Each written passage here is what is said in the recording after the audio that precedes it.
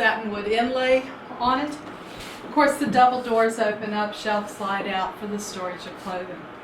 Unless we were hanging clothes from pegs at this point, we weren't hanging clothes. Because clothes hangers hadn't been invented. Something we take so every day, but not always there. The chair is what's referred to as a necessary chair. Whenever you see that deep wooden skirt around it, you know it's hiding a chamber pot. Of course, the entire seat lifts off. Nice. Better than going to the Privy in the middle of the night. Got one of those at the museum where it opened up so you could see it. If y'all have any questions, I'll be glad to answer them for you. If not, we'll step to your right to the drawing room, considered by many one of Charleston's most beautiful rooms. I was interested what you said about the feather bed because I was reading Elizabethan history.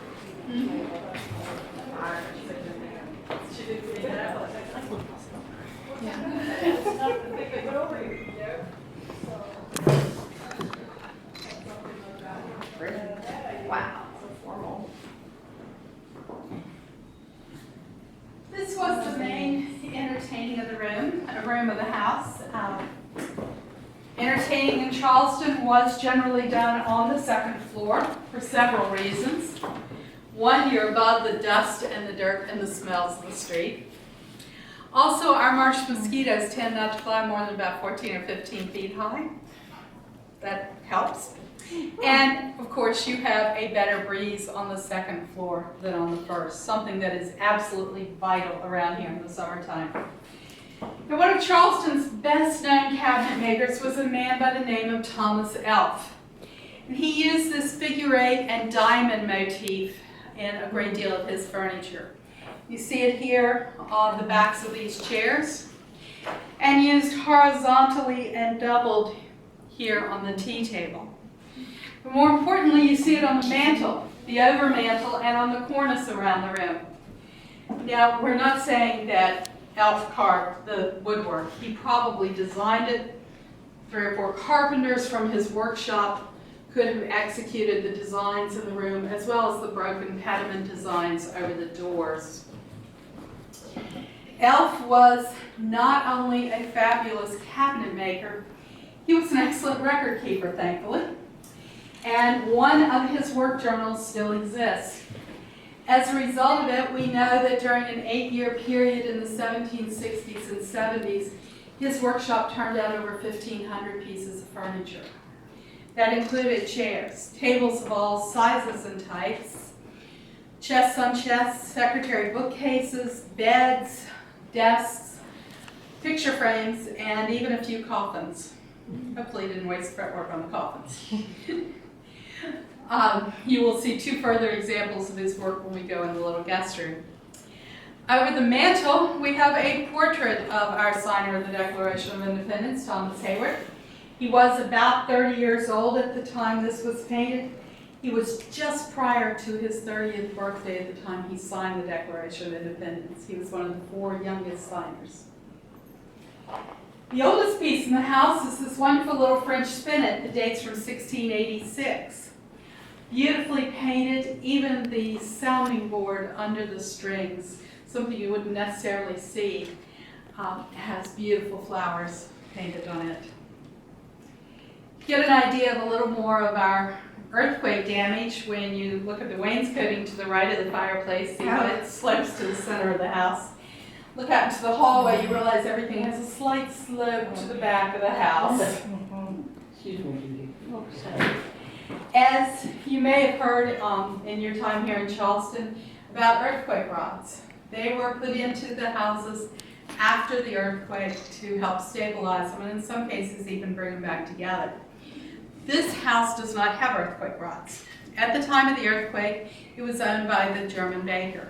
We know from his record books that money was tight. So he probably didn't have the money to do it. The house right across the street, you can see right under the guttering of the house, between 2 of the top windows, you can see the ends of earthquake rods. So we know that they were used in this part of town. He didn't use them. In the long run, we may be better off. Modern engineering studies say that if, heaven forbid, we should have another one like that, the earthquake rods may do more harm than good in a lot of the houses because of the twisting and torquing that will occur. So hopefully we'll never find out. Yeah. We'll step right in here to the little withdrawing room.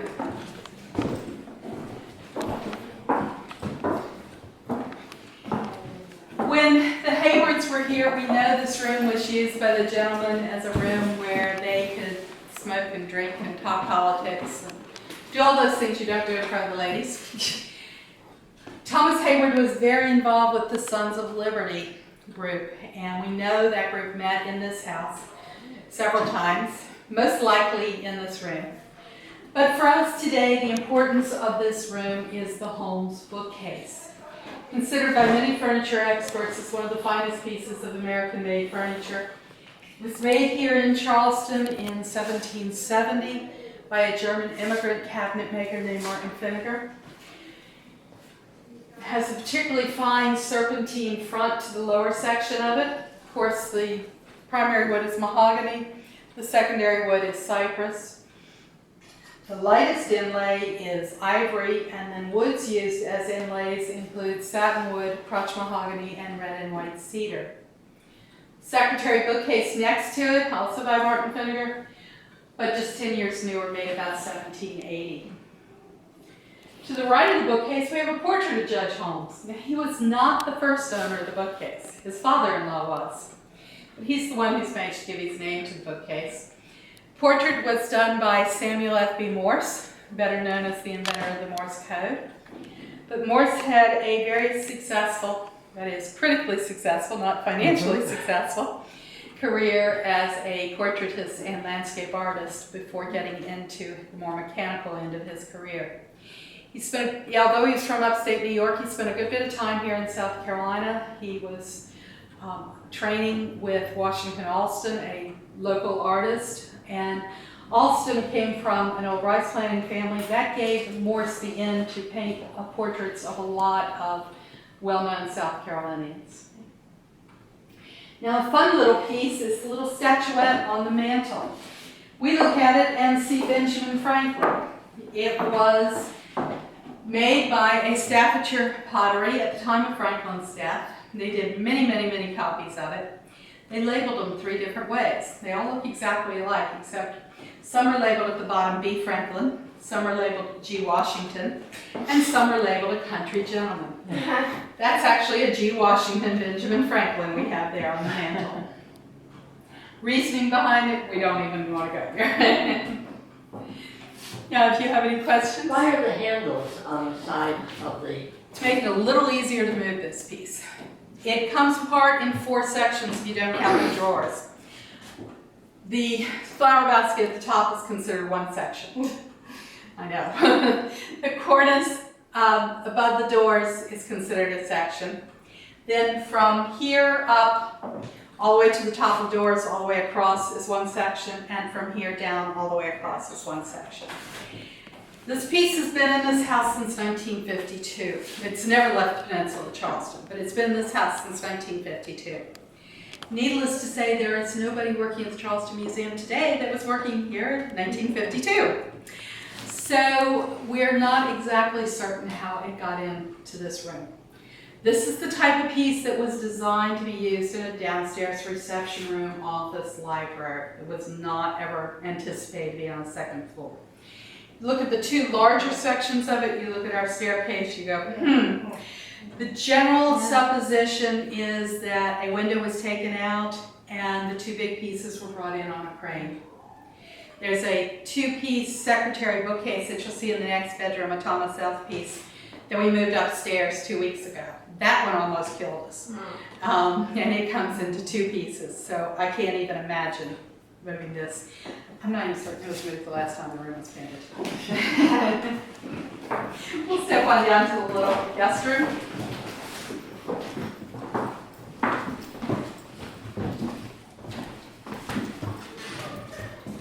This is the piece. This was the piece that we moved from the downstairs 2 weeks ago. And when we took it apart, we knew that, of course, this section was separate from this. when we took this section down, we hoped that the cornice was Oh. separate also. It's not. Wow. It was dovetailed in. It hadn't been moved, needless to say, in ages either, but it made it up. Now, when Thomas Heyward, of course, signed the Declaration of Independence, he committed treason against the king.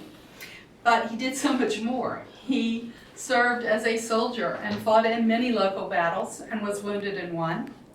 At the time of the British siege of Charleston of 1780, he and several other leading local patriots were captured by the British.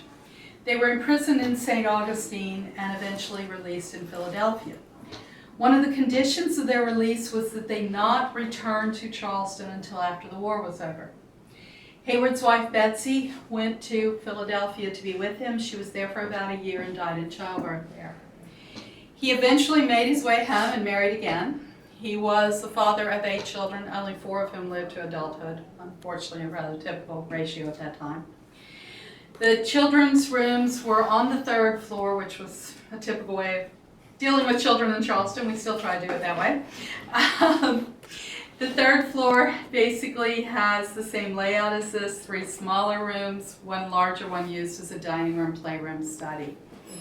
Now, one piece in this room that could have been in a child's room is this wonderful little 3/4 bed. Beautiful half fluting and full fluting again on the foot post. With 3/4 size bed, quite likely 2 small children could have slept in it until they were 8 or 9 years old. Chest on chest, another example of the work of Thomas Elf with his fretwork at the top, as well as other beautiful fretwork and carvings on the corners. And again, another Thomas Elf piece with the secretary desk there. Now, if y'all have any questions, I'll be glad to answer them. If you haven't been to the garden, I do recommend taking a few minutes. Our old kitchen building is open with exhibits. Behind the kitchen building, a little tiny brick building marked necessary as a public restroom.